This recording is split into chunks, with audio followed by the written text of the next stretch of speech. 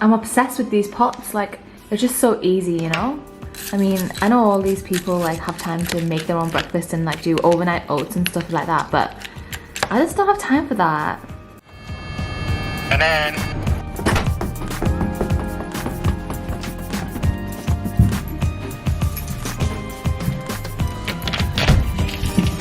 Hey babe, how was it?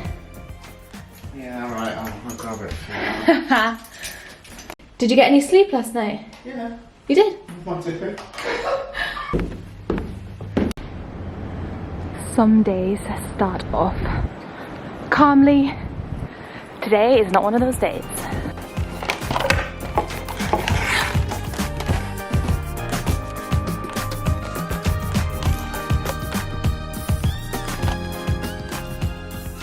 Hello? It won't let me sign in because it says you're signed in. Do you know how I can solve that? Good morning, everybody. I could not sleep at all last night because I am on call this weekend, and this morning I just have had an early start because I had to get up early and basically go and collect the on-call bag from one of my colleagues who's also staying in this area. He was on call in the week and now I'm covering for the weekend. So instead of taking the laptop to work and everything, I was like, let's just meet in the morning and I'll get it off you. So that's what I just did. But I came back just to set it all up so that I'm like not anxious for the evening, and it's not letting me log in. So we're not off to a good start and I feel more anxious than ever. Like literally no one in pharmacy talks about like the anxiety that comes with pharmacy. This kind of anxiety is like understandable because like anyone on call in like any profession would feel anxious, so that's, you know, pretty standard. But there's also a different type of anxiety that comes, I think, with pharmacy, and I was talking about this with my colleagues. It's hard to describe, but it's very different to any other profession, and I'm sure that of course other professions have their versions of their anxiety, whatever, and everyone's doing their own job. But for pharmacists, like, or anyone working in pharmacy really, we are kind of like the last check before anything goes out to the patient. Like if a doctor prescribes something, they still have us before it reaches anyone else, that patient. But for pharmacists, like if we check and like we check it wrong, then that's it. And no one tells you that. Like uni doesn't teach you this, school won't tell you this. So here I am telling you about it. So I've just completely wasted my time. The laptop won't let me log in, so I'm gonna have to take it to work anyway. So I could have just met Gavin at work and told him to bring the laptop in, but I have to just do it myself now. So I have to take it in and then bring it back for no reason other than freaking IT issues. So I am frustrated is an understatement. Guys, I'm so stressed this morning. Like, I've had 3 TTAs, which means that 3 patients on my side are being discharged, and I've got a new that needs to be started on remdesivir for COVID, and like, thankfully, my ward pharmacist partner is helping me out, but if it wasn't for her, I would literally be like crying right now. Like, it's just so stressful. But anyway, wish me luck. Done on the ward, and now just going to go downstairs. So then he came back in on Wednesday, but he was... Guys, I feel like because I spent the whole morning sorting out the laptop, there's already such a level of anxiety in me that it's like set off my whole day to be like a really anxious day. I just can't wait till this weekend's over because today I've got late duty as well, and then obviously I'm on call and then I'm working, so I just want the weekend to be over really. Oh yeah, someone literally asked me the other day how I prepare for on call. I mean, the only preparation I do is basically begging people to help really. It's all about your friends and getting the help from people you know. That's how I prepare, by warning everyone. So this is what one of the TPN bags looks like, but unfortunately this one, as you can see, it's burst. So I'm gonna get them to redispense it. Finished work and I'm just waiting for my colleague and friend Gavin. He's getting a bottle of wine currently. It's gonna be a long weekend. What, like, I've literally just come out of work and I've already been briefed, so... Yeah, makes sense. Have you got the hospital number and what procedure she had? Do you know? it's absolutely unreadable. So Gavin's just left now and I'm just by myself. The first query I had today was as soon as I left the hospital, and I called them back and they didn't answer me. So I just get, like, I hate stuff like that because I have so much anxiety during on call that like if they're not going to answer, like the whole process of like getting the bleep in the phone call and then calling and waiting for them to answer, like that also is just so much stress, just thinking what's the query going to be. The second one was a call from a nurse, and he said that one of his patients had surgery today and she needed moxifloxacin eye drops. He was like, I don't know what the surgery was, I can't read it, but all I know is that she needs moxifloxacin eye drops. They're not in the emergency drug cupboard. Thankfully Gavin was with me and we went onto the EDC list, like the emergency drug cupboard list. And that's kind of like this cupboard that anyone can, like the nurses can access out of hours. And in that EDC was ofloxacin eye drops. So that's what we recommended for now. And then we said if she needs moxifloxacin tomorrow, then they can get that from pharmacy, but that will do for tonight. So that's how we've answered it. I'm just about to do some basic instant cooking. I've watched this guy's TikTok called Newt, and he had this like ramen plus like spaghetti, like this Korean like instant ramen like mix topped with steak. So that's what I'm gonna do. So I've chopped all of the ribeye steak into a bowl. I'm just gonna season it with some salt and pepper. So we've got 2 kinds of instant ramen here. Oh yeah. Ramdon. This is the Newt recipe, and this is the kimchi with some noodles and steak. This is Saturday evening, and as you can see, there's quite a lot of people out and about. I'm having more IT issues than like actually on-call issues right now. When you're on call, the last thing that you want is for the bloody IT stuff to stop working. I feel like this is just bare minimum, but I can't access any of my drives or anything. But I thought I'd quickly run through the kind of queries that I've received so far. So today is a Saturday evening. So on call at my trust is from Friday evening on to like Monday morning basically. Another call that I received last night was, oh my gosh, it was terrible. It was from a doctor on ITU, and as soon as I hear ITU I just think, please save me. Microbiology recommended nebulized gentamicin for a patient on ITU for a chest infection. I mean, I had never heard of nebulized gentamicin, and it's not exactly standard common practice. So I knew that I would have to speak to someone who actually works in ITU to see if this is a thing. So I called the pharmacist actually covering that ward and looking after that patient. Luckily she was one of my friends, and she said that although, you know, she knows about the patient, she's not quite sure about the nebulized gentamicin. So my next step was to call the actual senior ITU pharmacist, and basically he said that he's seen it before and he ran me through the process. So he directed me to the on-call drive, which at the moment I can't access, so I can't even talk you through it. And so we went through that and he kindly helped me, and he also knew that patient. So thankfully I was saved there, but I was so slow. It was just embarrassing, you know, when you're just like, I'm so sorry. And it was 9:30 in the evening, and I'm just so glad he replied. Like, I'm so grateful.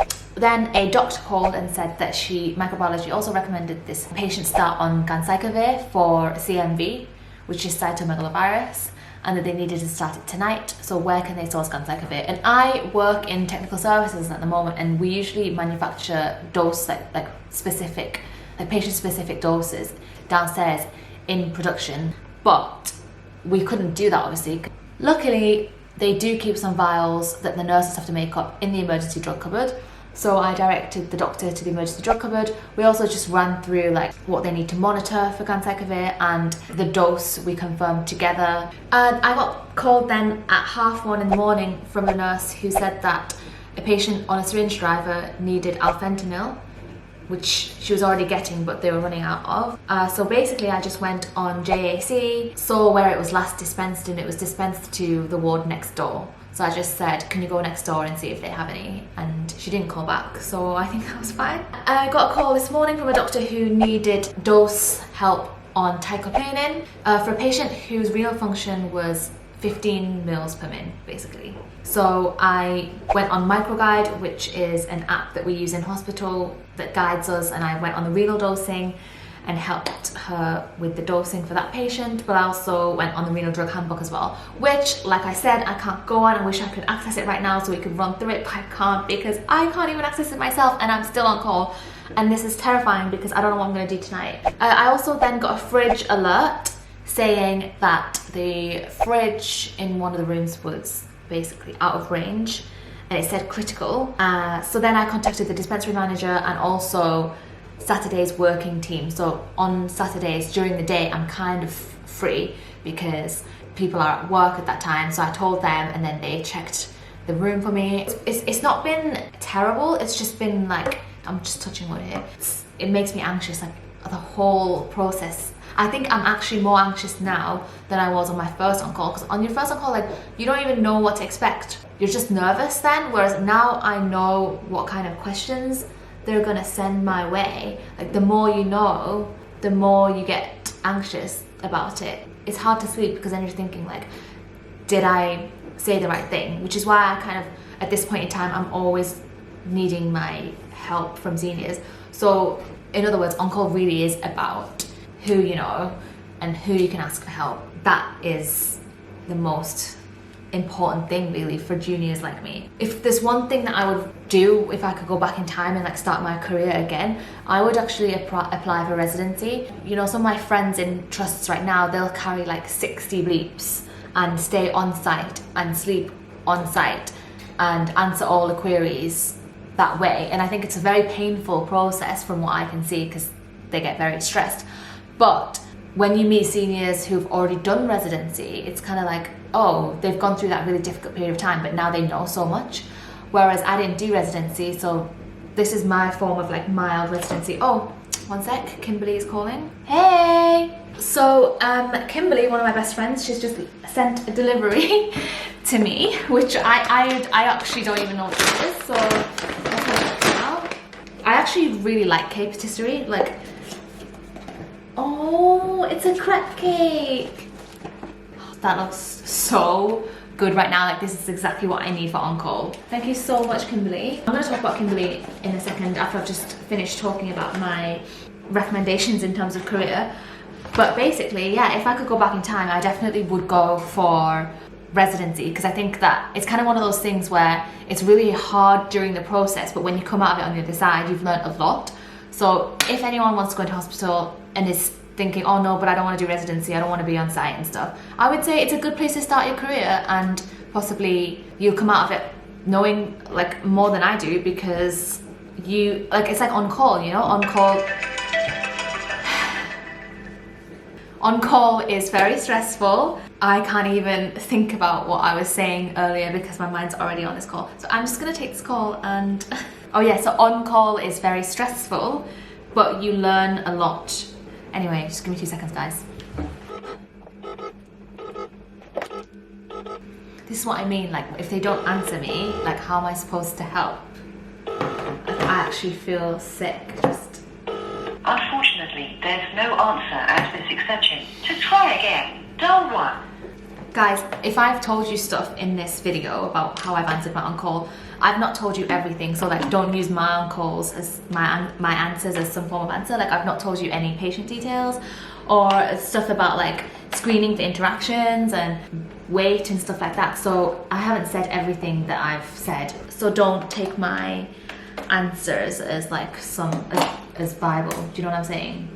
Oh my gosh, now my smart card won't even work and now I'm getting another call. This is just too much. The laptop's not working, my smart card's not letting me work. Like, I don't even know if I can continue this way. Like, I actually feel... Oh, hello, this is Regina, the on-call pharmacist. Can I help you? Oh, hello, it's Sophie. Hello, you okay? I'm fine. How are you? Yeah, not too bad. Oh yeah, Sophie. Oh my gosh, I've just literally made the connection. Oh. Hey, how are you doing? I'm okay. I was just Regina. Oh my gosh, guys, you guys are killing me on this Saturday night, aren't you? Sorry. Okay, so I can give it, yeah? Yeah, you can give it, and obviously the doctors have advised it as well. Okay, perfect. Great. Thank you so much. Have a good night. You too. Bye. Bye. Bye. So I've just answered a query, but I've got 2 more bleeps that have come through. So I'm just gonna go ahead and bleep those 2. Everything is there, like how to give it and what meals and everything like that. Okay, brilliant. That's really helpful. Thank you so much. No problem. Have a nice evening. Thank you, guys. Bye. Anyway, I just want to quickly say thank you so much to Kimberly for sending this and making my uncle better. As you can tell when you watch this video, I'm not having a good time. Guys, Kimberly, she featured in my video quite a while back, and it's things I love about pharmacy and things I hate about pharmacy. And she is a fellow pharmacist, and she recently started a YouTube channel, so I will put her link to the channel in the description box below. So please go and subscribe. I will never tell you guys to subscribe to me, but I want you guys to go and subscribe to her, show her support. She has so much knowledge in her head and she's gonna ace this YouTube channel. I can't wait to see what she does. So thank you to Kimberly for sending me this, and please go and support her. So do you know what, I'm just gonna have a drink and like take a break for now. Like I am just gonna chill out because I just need to calm down and pray that that was the final call of the night. I don't think it will be. Guys, I'm gonna end the vlog here because I feel like I've already filmed like so much and I don't want it to like overload you, and I've got work tomorrow on a Sunday and I doubt that it's gonna be anything better than what I filmed. So I'm gonna cut the vlog short. I hope that you've enjoyed spending the on-call weekend with me, and I will see you in the next video.